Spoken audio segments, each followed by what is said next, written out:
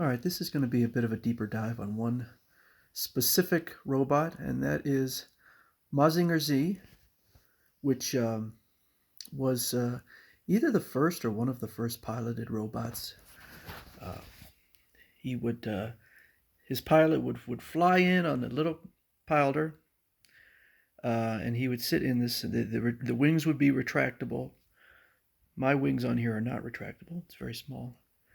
And he would land on the crown and pilot the robot. This was kind of the template for so many anime from the 70s and 80s. It kind of set the standard, but I'm not going to say that it was the best. It was certainly not, but it really set the standard. This is Great Mazinger, and Great Mazinger can be differentiated. It was a different cartoon, just a continuation, but you can see that the crest here is one solid, whereas here it's split. And the crown is different. It's got the upturned horns. It's got kind of the pointed top here.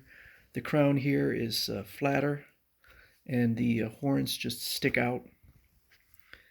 The little ship is different. It is more like a jet, whereas the one in there is more like a hovercraft.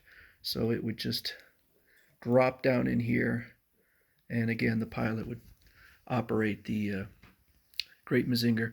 And both Mazinger Z and Great Mazinger, these are entirely just vehicles. They don't have any, the robots have no emotion and no autonomy. They are simply, despite having faces and bodies, they are just vehicles.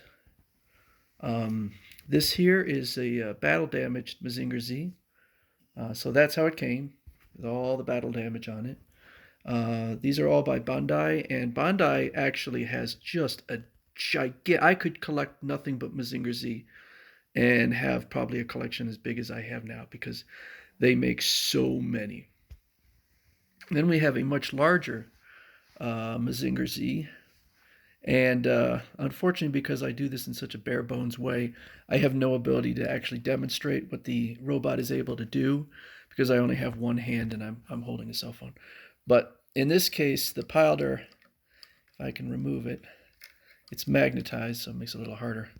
The piloter here will actually, these wings are retractable, okay, because it's a larger size, so they could do something like that. So put the wings on here. Now the cool thing about this robot is you can remove all the armor, everything. So I'll just give one example. So you could just pull this off. Everything is held on here with magnets, and you could just strip this guy down to his innards, and it's really cool. It's these are not cheap. Now we get down here to the little guy. This one, all of these are created probably within the last 5 to 10 years. Now this one is from the 1970s. It's part of the Shogun Warrior line, and you could see again that it is the Great Mazinger based on the shield here and the crown. This is not removable. The articulation is almost non-existent. He does have fireable fists and a removable sword. So he has that. Also, his wings are removable. Then we have the big boy here. This is also Shogun Warrior. This is a 2-foot high Great Mazinger. So there's the ship. Goes in there. All of these missiles can come off, and you can well, you could place them in his fist. Oh, shoot. Oh, well. All right, so you could place it in his fist and fire it. And I can't do it because maybe the spring has seen it. All right, there we go. And it is fireable. All right. They don't make toys like that anymore because they're choking hazards. The sword is removable and can be stored in his little pocket there. These are the anime that it's based on. There are more Mazinger, but this is what I have. Starting with Mazinger Z. I have Volume 1. I never got Volume 2 because it kind of shot up in price, and I just opted not to get it. So this is the entire first season from the 1970s. Then I have Great Mazinger, and I've watched every episode. Like I said, it's a decent cartoon. It's not great, but it is groundbreaking. There are great ones out there. Someday maybe I'll get to it, but there does seem to be an inverse correlation between the longevity of a robot and the quality of the cartoons. Mazinger Z Infinity. It was. I barely remember it actually.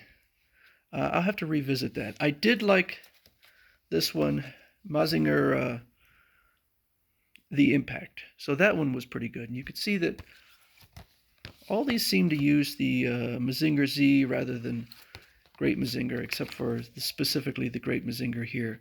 So between the and I actually prefer the look of Mazinger Z with the split crest and the flat crown. I like that better. I even like the Pilder better. But for whatever reason, they decided to change the design for the sequel cartoon.